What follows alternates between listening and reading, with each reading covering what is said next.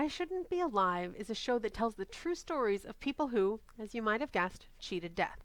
Now, some of these people just had some phenomenally bad luck, but a lot of them are stories of people who made absolutely terrible decisions.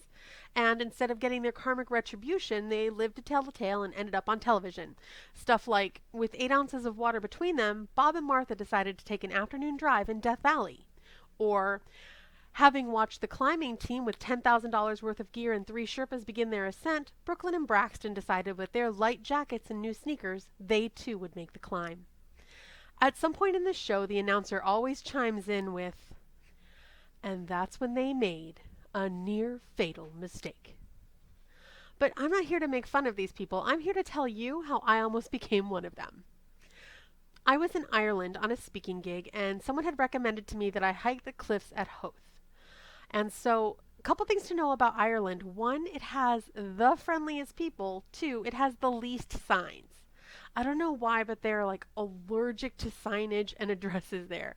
And so, combining my complete lack of navigational ability with their lack of navigational tools, I ended up in Howth hours later than I meant to.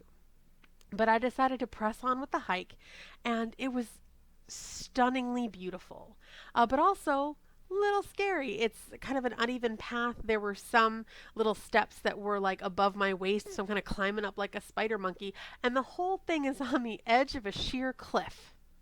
And if you mess up, you just fall right into the ocean. And I know that because they had signs with a stick figure falling from a cliff into the ocean.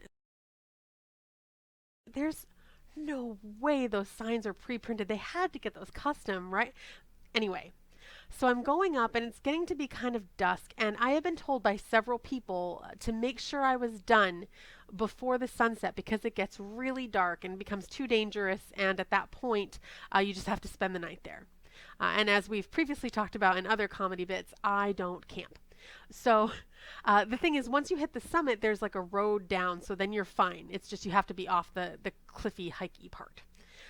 So it's getting to be dusk, and I was like, no, I can make it. And so I press on. And then at some point, the sun went behind the clouds, and I got a sense of how dark it was about to get. And I stood there trying to decide what to do, and my thought was, it's only a couple more. I can totally make it to the end of this. And then in my head, I heard the I Shouldn't Be Alive announcer's voice. And that's when Reagan made a near fatal mistake. And then I heard my own voice saying, get the off the mountain. And that is what I did. I careened back down and got to the bottom just as complete darkness fell. So I will always be grateful to I Shouldn't Be Alive for saving my life in Ireland. And by the way, I loved Ireland. So when this whole quarantine is over, if anybody out there is looking for a comic or a speaker, I'm ready to go. Call me. That's it for today's little comedy bit. Hope you're doing well wherever you are and that you are enjoying these. You can find more at funnyfatgirl.com. Bye.